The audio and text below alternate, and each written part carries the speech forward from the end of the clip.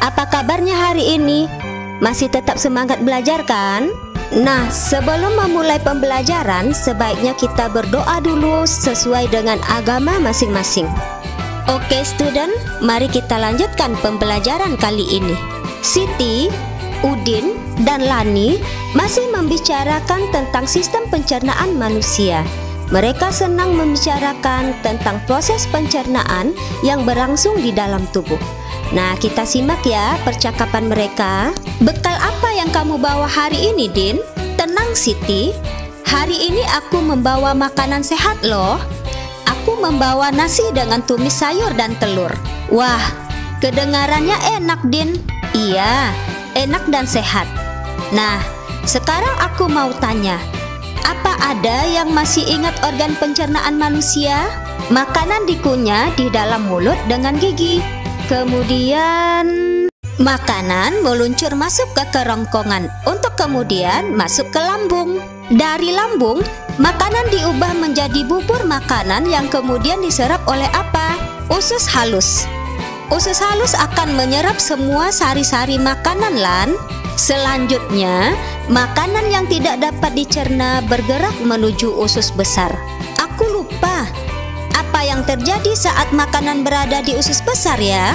Usus besar menyerap air yang terdapat dalam bubur makanan dan menjadi tempat terjadinya proses pembusukan makanan, Din. Kemudian, makanan yang sudah melalui proses tersebut masuk ke anus untuk kemudian dibuang. Jangan lupa makan makanan yang sehat ya teman-teman, agar kesehatan organ pencernaan kita tetap terjaga. Nah, dari percakapan mereka, kita jadi mengulang kembali pelajaran tentang proses pencernaan dalam tubuh manusia. Ingat ya students, makanan yang sehat tidak selalu harus mahal. Makanan yang sehat adalah makanan yang mengandung semua zat gizi yang dibutuhkan oleh tubuh untuk memperoleh energi. Dalam pemenuhan makanan, manusia tidak dapat bekerja sendiri. Contohnya, dalam budidaya padi, manusia melakukan interaksi sosial dan interaksi dengan lingkungan hidup. Lalu, proses apa sajakah yang terjadi? Siapa saja yang terlibat dalam proses tersebut? Apakah dalam proses tersebut manusia berinteraksi dengan lingkungannya? Bagaimana dengan lingkungan sosialnya? Interaksi sosial adalah hubungan-hubungan sosial yang menyangkut hubungan antar individu, individu dengan kelompok, dan kelompok dengan kelompok. Jadi, interaksi sosial sangat dibutuhkan untuk kehidupan bersama karena individu tidak dapat hidup tanpa individu lainnya. Interaksi dengan lingkungan hidup merupakan interaksi antara manusia dengan lingkungan yang terbentuk secara alami. Ciri-ciri interaksi sosial dilakukan oleh lebih dari satu orang. Terjadi komunikasi dan hubungan timbal balik antara pelaku interaksi, memiliki maksud dan tujuan yang jelas.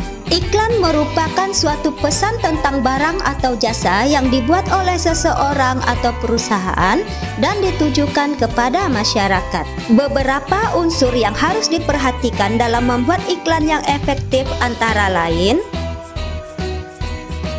iklan bukan hanya mampu dijadikan sebagai alat untuk mempromosikan barang atau jasa, tetapi juga sebagai alat untuk mempromosikan hal-hal positif atau kegiatan yang bermanfaat bagi masyarakat. Kepedulian masyarakat Indonesia tentang toleransi terhadap keberagaman sudah semakin tinggi. Hal ini dapat kita lihat dari banyaknya iklan masyarakat yang menekankan pada pentingnya toleransi antar suku atau antar agama.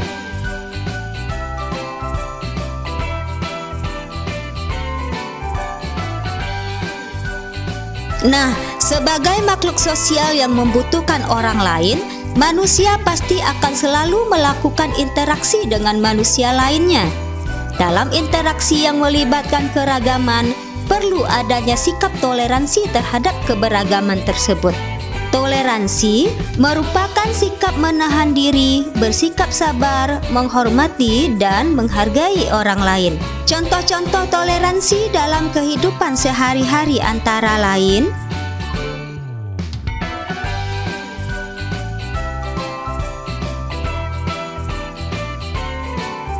Oke, student. Demikianlah pembelajaran kita kali ini.